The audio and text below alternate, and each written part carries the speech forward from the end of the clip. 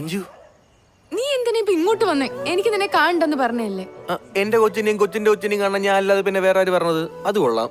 കുന്തം ഒന്ന് ഇറങ്ങിപ്പോടും. കിടന്നിട്ട് ഉറക്കം വരുന്നില്ല അഞ്ജു. അത് വേറെ വല്ല പെണ്ണുങ്ങളോട് ചൊല്ലിക്കൊണ്ടിരുന്നാലേ ഉറക്കമൊന്നും വരത്തില്ല. നീ എന്തോ നീ പറയണത്? നീ അല്ലാതെ എനിക്ക് വേറെ ആരും ഉണ്ടെന്ന് സഞ്ജു, തോന്നുന്നു. കൂടുതൽ അഭിനയിക്കാണ്ട് നീ ഇറങ്ങിപ്പോയിക്കേ. ആദ്യത്തെ കൺമണി ആരായിരിക്കണം? എന്നിട്ടതിനെ വേണ്ടെന്നല്ലേ നീ പറഞ്ഞേ? എടാ, അതിന്റെ ഗതികേട് കൊണ്ട് പറഞ്ഞു പോയതാടാ. ശരിക്കും ആക്ച്വലി നീ പോയപ്പോഴാണ് എനിക്ക് നിന്റെ വില മനസ്സിലായത്. നീ ഇല്ലാണ്ട് എനിക്ക് പറ്റൂല അഞ്ജു. ജോലി, പ്രാരാബ്ദം, ഓർമ്മക്കുറവ്, ഇതൊക്കെ അല്ലായിരുന്നു നിന്റെ പ്രശ്നം? അതൊക്കെ നമുക്ക് സെറ്റ് ചെയ്യാം. ഞാൻ എല്ലാം പ്ലാൻ ചെയ്തിട്ടുണ്ട്.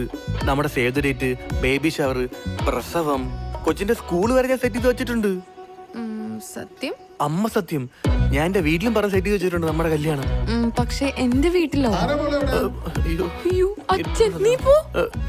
ഇല്ല, ഞാൻ അച്ഛൻ്റെ അടുത്ത് പറയാം. ഞാൻ ഉണ്ടാക്കി വെച്ച കുഴപ്പമില്ല. അപ്പൊ ഞാൻ തന്നെ പറഞ്ഞോളാം. അച്ഛനോട് സംസാരിച്ച് ഞാൻ പോവാം. പ്ലീസ്, അച്ഛൻ കണ്ട പ്രശ്നമാവും. നീ പോ.